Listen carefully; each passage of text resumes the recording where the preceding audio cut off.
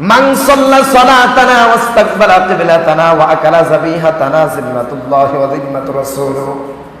মান সাল্লা সালাতানা, যে ব্যক্তি আমাদের নামাজ আদায় করবে, ওয়াস্তাকবালা কিবলাতানা, আমাদের কিবলাকে কিবলা হিসেবে গ্রহণ করবে, ওয়া আকালা যাবিহাতানা, আমাদের জবাই করা পশু, আল্লাহর নামে জবাই করা পশু খাবে, জিম্মাতুল্লাহি ওয়া জিম্মাতুর রাসূল, আল্লাহর নবী, নবী বিশ্ব নবী, নবী মুহাম্মদুর রাসূলুল্লাহ সাল্লাল্লাহু আলাইহি সাল্লাম বলেন, ওই ব্যক্তির জান্নাতে যাওয়ার জন্য আল্লাহ রাব্বুল আলামিন এবং আমি তার জিম্মাদার হয়ে গেলাম।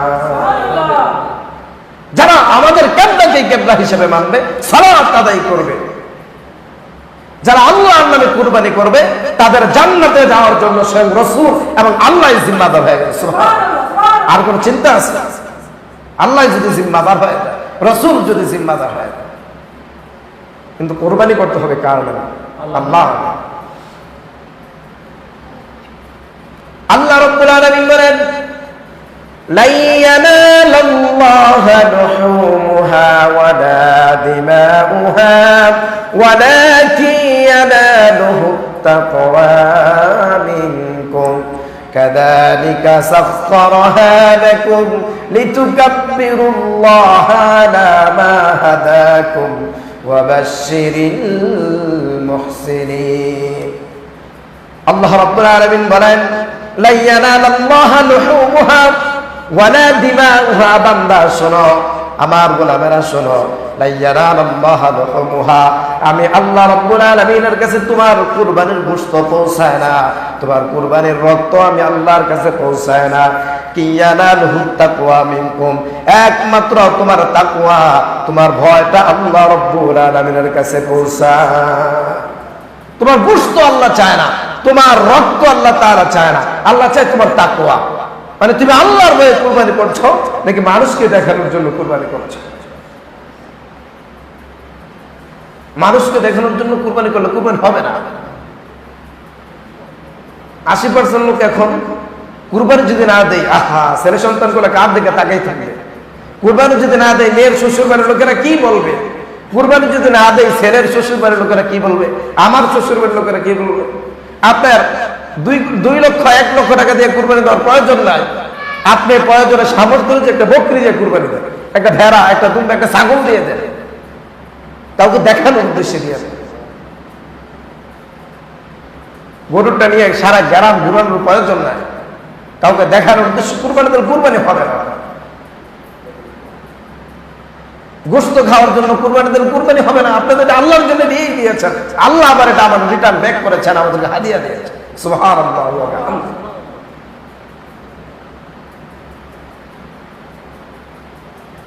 কুরবানি শুধু আমাদের জন্য ওয়াজিব ছিল না, কুরবানি প্রত্যেক নবীর উম্মতের জন্য ওয়াজিব ছিল।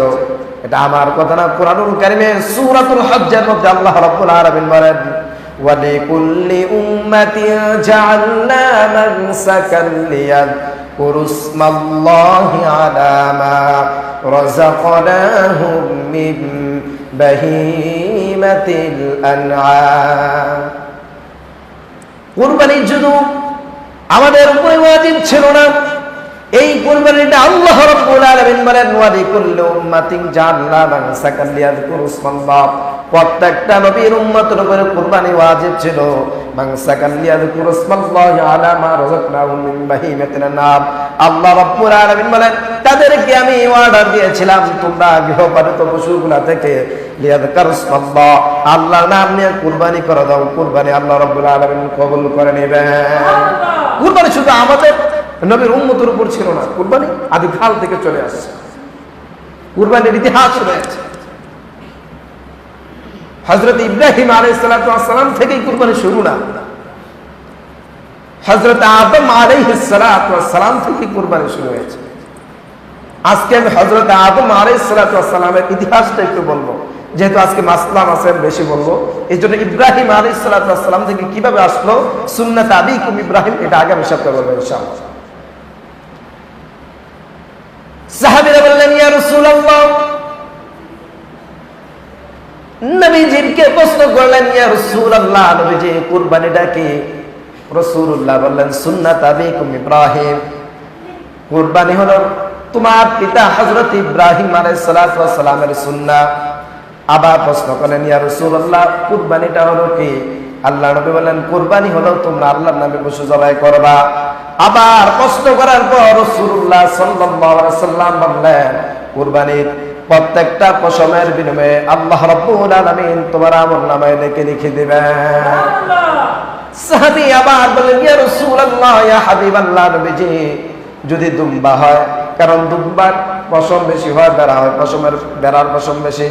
নবীজি বললেন, বেড়া হয় আর দুম্বা হয়, যেটাই হোক না কেন আল্লাহ রাব্বুল আলামিন প্রত্যেকটা পশমের এগেইনস্ট আল্লাহ পাক তোমার আমলনামায় লিখে দিবেন। প্রত্যেকটা পশমের বিনিময়ে লিখে দেবেন আল্লাহ তাআলা। আবার রাসূলুল্লাহর হাদিস, আল্লাহর নবী বললেন, কিয়ামতের ময়দানে তোমার আমলের পাল্লাটা যখন, তোমার নেকির পাল্লাটা যখন কম হয়ে যাবে, গুনার পাল্লাটা যখন ভারী হয়ে যাবে, নবী করিম সাল্লাল্লাহু আলাইহি ওয়াসাল্লাম বলেন, ওই যে কুরবানির পশুর শিং আর শিংগুলা, খুরগুলা তোমার আমলের পাল্লায় আল্লাহ রাব্বুল আলামিন দিয়ে দিবেন, আমলের পাল্লায় দিয়ে দিবেন। কুরবানি শুধু এই জামানা থেকে না, আদিকাল থেকে চলে আসছে। সেই ঘটনা বর্ণনা করে আল্লাহ রাব্বুল আলামিন সূরাতুল মাইদার 27-28 নম্বর আয়াতে আমাদেরকে জানিয়ে দিলেন।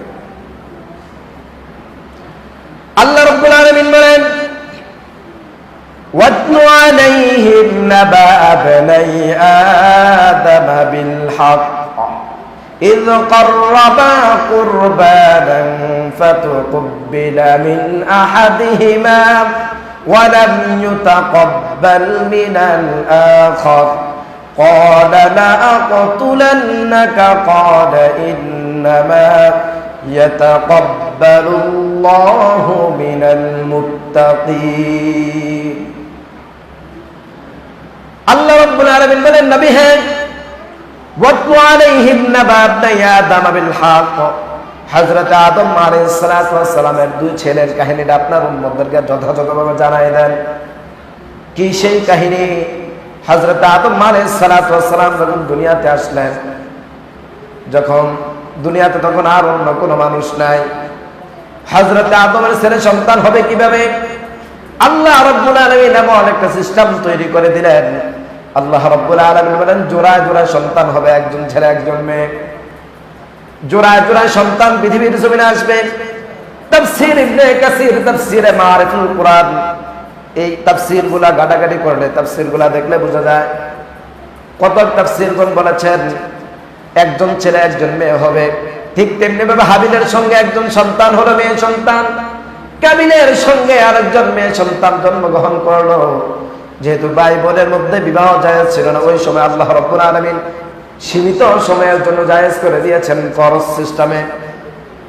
প্রথম যেই ছেলের সাথে মেয়েটা জন্মগ্রহণ করবে, দ্বিতীয়বার যে মেয়েটা জন্মগ্রহণ করবে, প্রথম সন্তান দ্বিতীয় মেয়েটাকে বিবাহ করবে, দ্বিতীয় ছেলেটা প্রথম মেয়েকে বিবাহ করবে। এমনি ভাবে যখন আল্লাহ রাব্বুল আলামিন রুলস তৈরি করে দিলেন, হযরতে কাবিলের সঙ্গে হাবিলের সঙ্গে সুন্দরী কন্যাটা পড়লো, আর কাবিলের সঙ্গে কুৎসিত কালো মেয়েটা পড়লো। কাবিল বলল, আমার আব্বা জান আমার উপরে জুলুম করছে, আমার ভাইয়ের সাথে দিচ্ছে সুন্দরী মেয়েটা আর আমাকে দিচ্ছে কালো মেয়েটা। এটা নিয়ে তাদের মধ্যে দ্বন্দ্ব তৈরি হয়ে গেল, দ্বন্দ্ব দুজনের মধ্যে, যে আমি আমার সাথে যেটা জন্মগ্রহণ করেছে যে মেয়েটা, আমি তাকে বিবাহ করব। কিন্তু আল্লাহ তাআলা তো বলেছে ফরজ সিস্টেমে বিয়ে হবে, প্রথমের ছেলে শেষের মেয়ে, শেষের ছেলে প্রথমের মেয়ে, এই সিস্টেমে। তো কাবিল এটা মানতে নারাজ। কাবিল বলল, আমি এটা মানি না।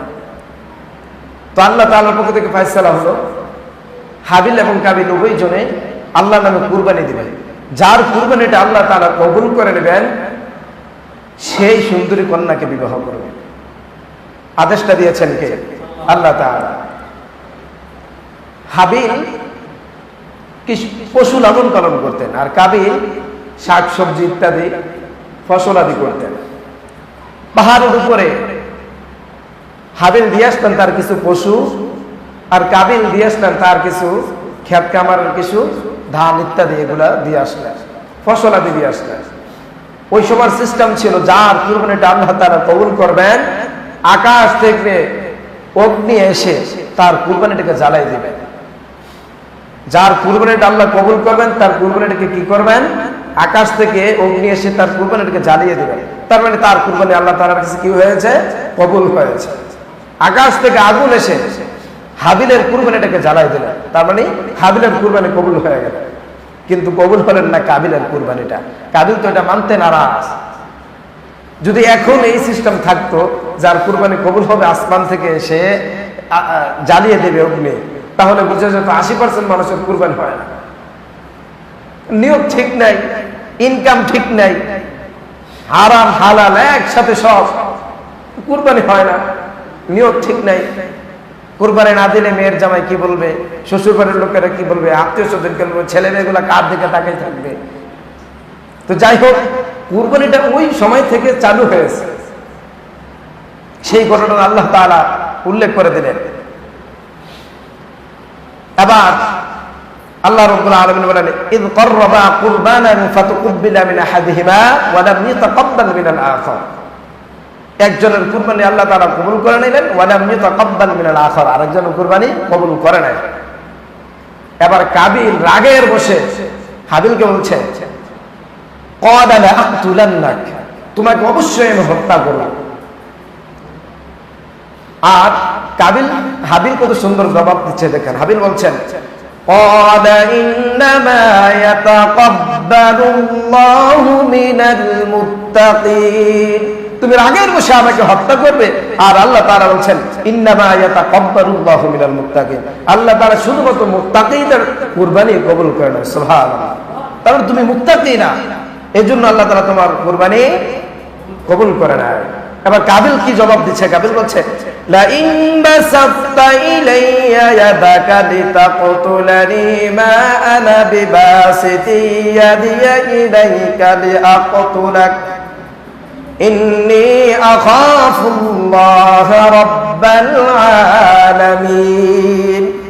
লা ইন বাসাতা ইলাইয়া ইয়াদাকা লিতাকতুলানি মা আনা বিবাসিতি ইয়াদিয়া ইলাইকা লিআকতুলাক। এবার কাবিল হাবিলের দিকে তার হাত প্রসারিত করে দিল, আর হাবিল বলছে ইন্নী আখাফুল্লাহ রাব্বাল আলামিন, আল্লাহকে ভয় করো, আল্লাহকে ভয় করো। কারণ যারা মুত্তাকি তারা ভয় করে কাকে? সে নসিহত করছে আর তাকে আঘাত করা হচ্ছে।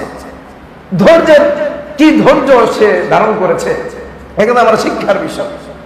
তাকে প্রহার করাতে সে বলছে ইন্নী আখাফুল্লাহ, আল্লাহকে ভয় করো। ইন্নী উরিদু আন তাবুআ বিইসমি ফাতাকুনা মিন আসহাবিন নার। সে বলছে তুমি যদি আমাকে হত্যা করো, আমার গুনাহগুলা নিয়ে তুমি পরকালে আবার উঠতে হবে। এজন্য কাউকে যদি আপনি হত্যা করেন, তার গুনাহগুলা কিন্তু আপনার উপরে চলে আসবে।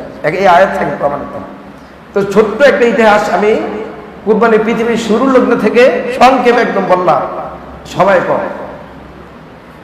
আর ইব্রাহিম আলাইহিস সালাম থেকে কিভাবে সুন্নাত এসেছে এটা আগামী সপ্তাহে বলবো ইনশাআল্লাহ।